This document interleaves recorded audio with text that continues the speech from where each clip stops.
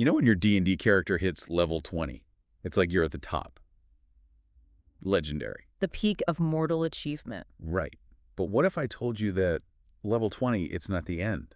What if it's just the beginning of a much grander journey? The first step on the path to becoming something more. Something, dare I say, divine. That's what we're diving into today.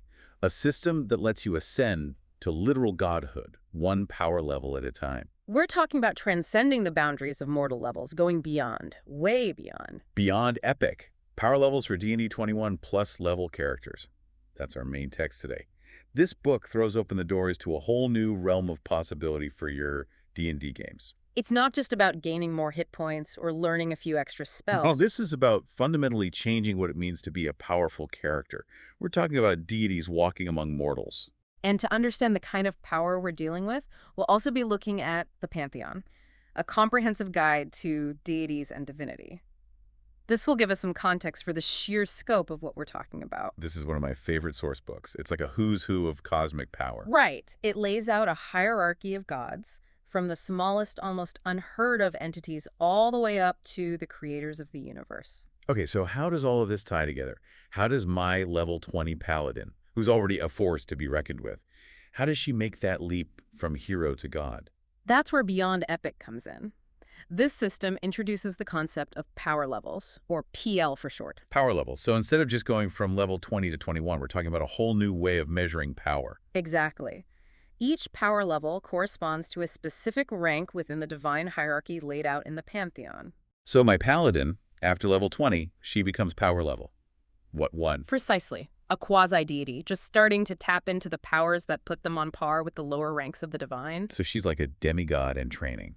I like the sound of that already. And as you gain more levels, you climb higher up that divine ladder. Demi-deity, lesser deity, intermediate deity. It goes all the way to over-deity. Over-deity. Okay, now we're talking about some serious cosmic power. But how does this actually work in the game? How does a player actually gain these power levels? It's not just about earning experience points anymore. It's about making choices, difficult choices, that reflect your character's growing power and influence. And that's where Beyond Epic introduces the concept of power points. Power points. Lay it on me.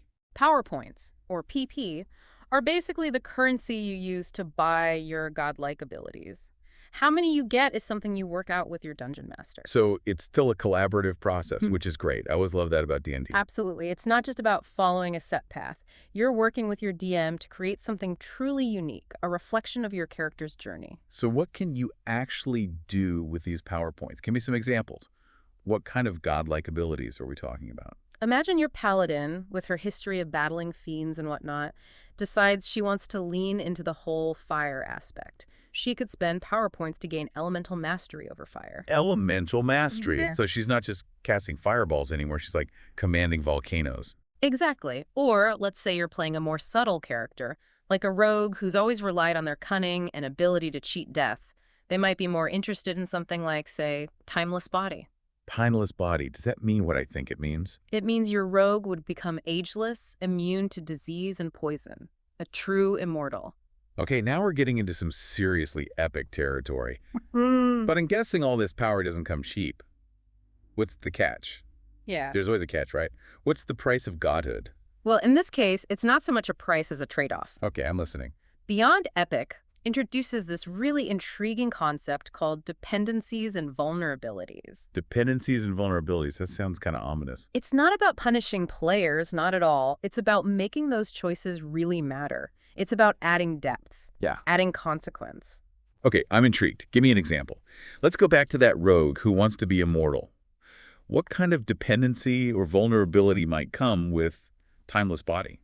Let's see. If you never age, never change, you become very, well, recognizable, right? That's true. And for someone who relies on stealth, that's a problem. So maybe their dependency is that they have to wear disguise at all times. Oh, interesting. They blend in, become invisible, but if anyone manages to unmask them... They're instantly recognizable. Their past catches up to them. It could be a former enemy or even a jealous rival. Suddenly that immortality isn't so appealing anymore. I love it. It creates such a great narrative hook.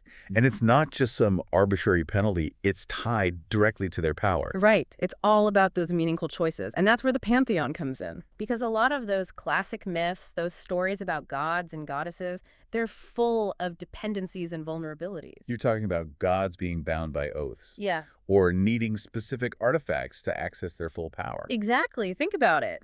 Your paladin who's embracing the whole fire element thing. Yeah, she's well on her way to becoming a fire god. Right, but what if her power becomes linked to a specific place? Like an ancient volcano, the source of her divine strength. Oh, I see where you're going with this. She's incredibly powerful as long as she's near that volcano, but But if she strays too far from it, her power wanes. She becomes vulnerable. It could be a gradual weakening or a sudden loss of power, depending on how you want to play it. that's amazing. It creates all these interesting strategic and narrative possibilities. Does she build her fortress around the volcano? Does she try to keep her connection to it a secret from her enemies? Exactly. And remember, the Pantheon talks about deities who draw power from the faith of mortals. Right. The more followers they have, the more powerful they become. Precisely. So imagine your paladin, as she grows in power, she starts attracting followers of her own. People start worshiping her as a demigoddess of fire. Exactly. But that faith, that belief, it becomes her dependency. If she loses the trust of her followers, if they start to doubt her, Her power diminishes. it could even make her vulnerable to attacks, divine or otherwise. Oh. Doubt can be a powerful weapon. Wow. This is heavy stuff. So these dependencies and vulnerabilities, they're not just things you pick at the beginning and then forget about. They evolve along with your character. Absolutely.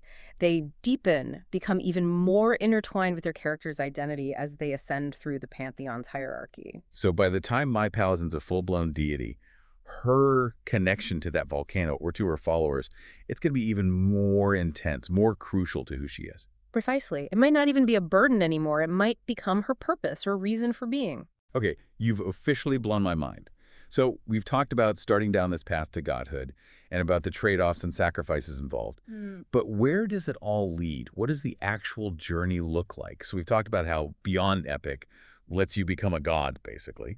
But what does that actually look like? Like, what's the progression from, say, quasi-deity to something like, I don't know, a greater deity? That's where it gets really exciting.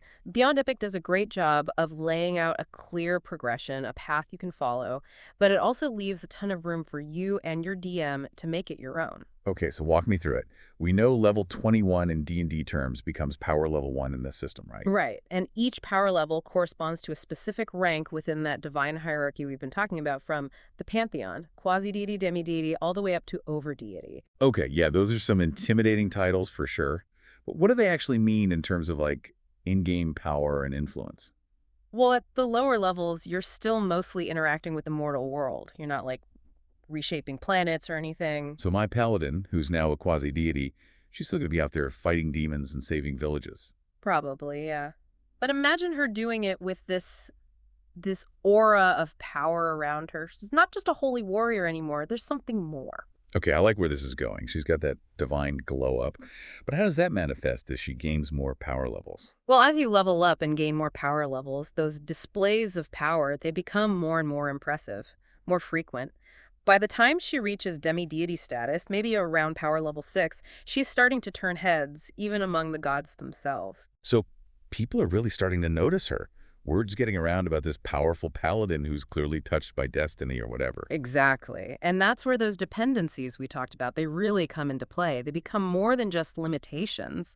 They start to define her role in the cosmic order of things. So if her power is tied to that volcano, she's not just drawing strength from it. She's becoming like the guardian of that place. Exactly. Or if her power is tied to her followers, she might find herself becoming a leader, a religious figure. People start looking to her for guidance, for protection. Okay, that's heavy stuff. That's like her D&D character arc is literally becoming a legend. Right.